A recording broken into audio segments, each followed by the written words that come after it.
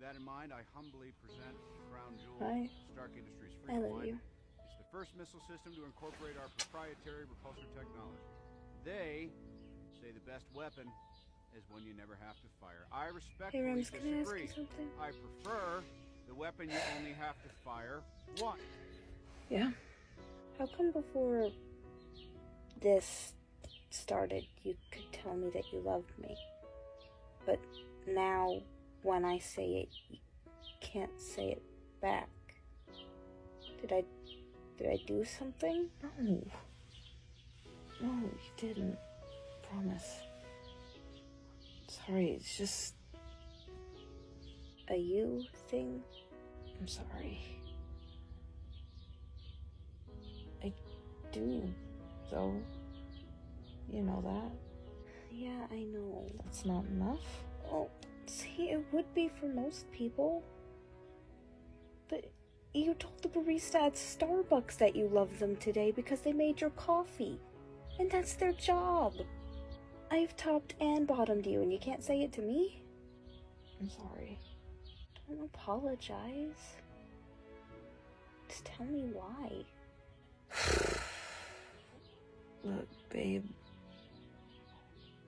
Relationships just don't go well for me. How do you figure? I don't know if you want to hear me go on a rant about any of my exes, beautiful. If it answers my question, go ahead. Okay. I was 14 when I lost my virginity. I was way too young. I didn't want to, but my girlfriend made me think that I owed it to her. Afterwards, I just felt really numb. Like, now I know that that was the first time I really fully dissociated, but back then I thought it was normal. Zoe, she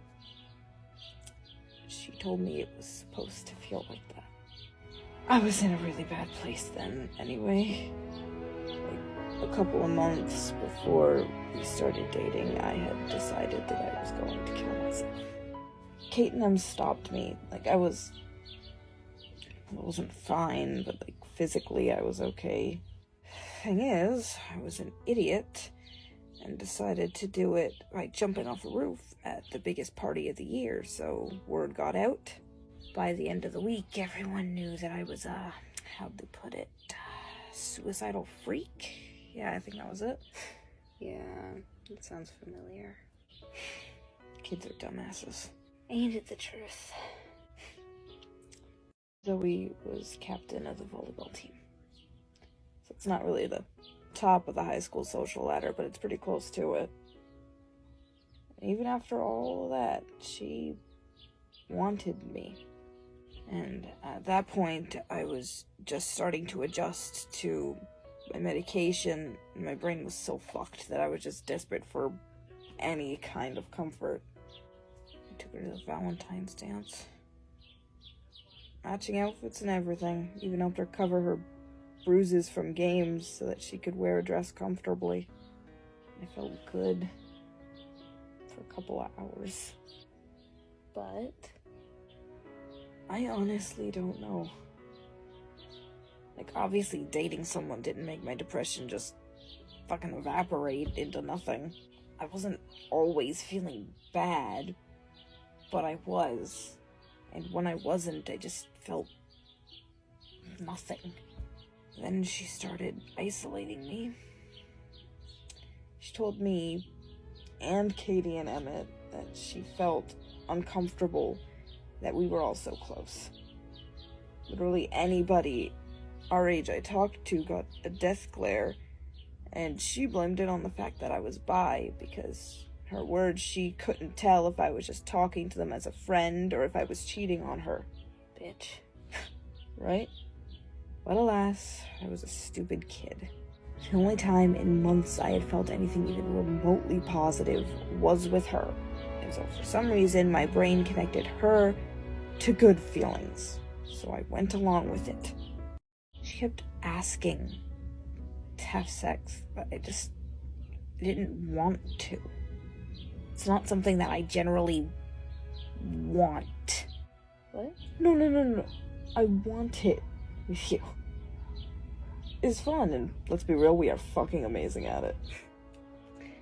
You know, you're the first cis guy I've been with where I didn't have to teach you how to give me an orgasm. You know, you're the first person I've been with where I don't have to dissociate during sex. Really? Yeah. I don't know why. The first few times it was just business as usual, but then, I don't know, something clicked. I like it. Me too. Continue. Okay, eventually, I guess I told her no one too many times, and she broke down, kept asking me what she was doing wrong, why I didn't think she was pretty, why I didn't love her enough. That is so messed up. Yeah, now I know that. But back then, bitch got to me. Eventually, I stopped stopping her. Didn't even figure out I was assaulted for like 2 years. For whatever fucking reason, consent wasn't really covered in the boys' health class. I learned what coercion was from an assembly in 11th grade. I'm sorry. It's okay. I know now. Back when it happened, I thought there was something wrong with me for feeling bad about it.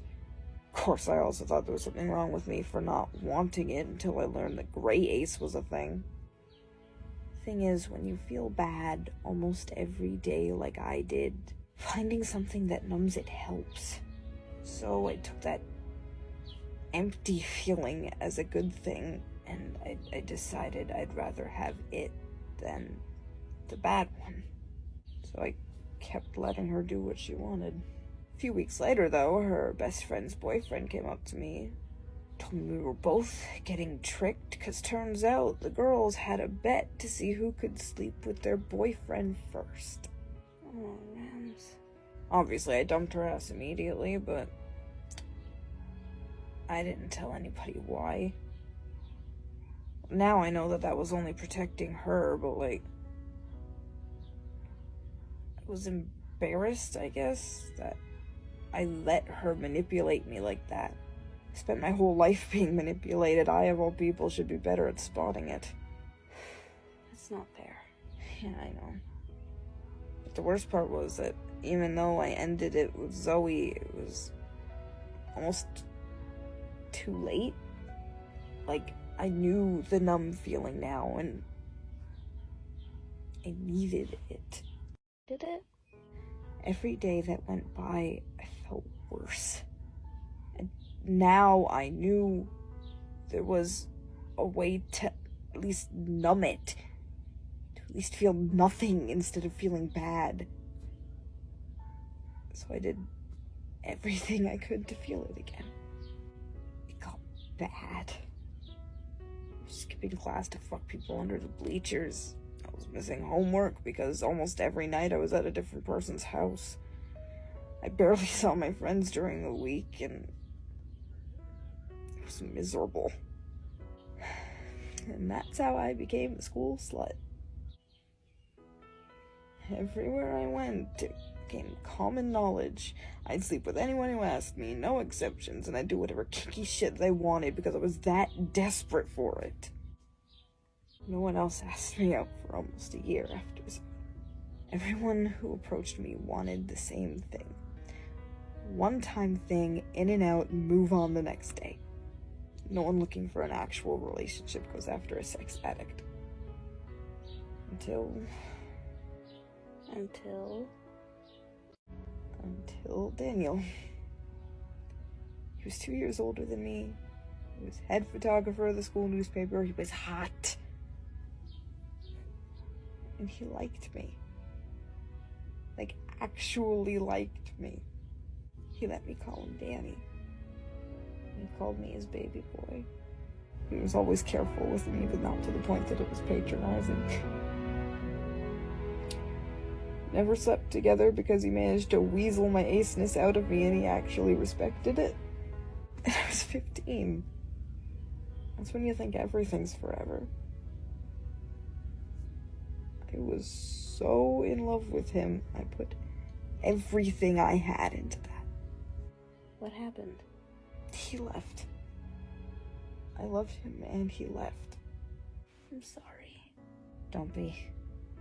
There was a lot more to it than that, and he was right.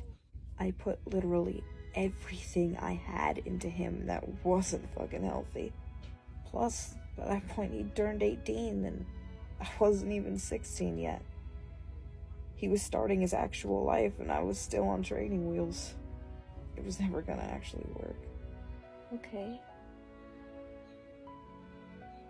But you loved him. That's where the disconnect is. I can tell my friends I love them all I want. It's just words there. But every time I've said it to someone in a romantic context, they leave. And you're scared of saying it to me? I feel it, babe. I do. We don't know how long we're gonna keep doing this. We're not even dating, we're just friends with benefits. Really good benefits. I don't want to say it like that and then never see you again.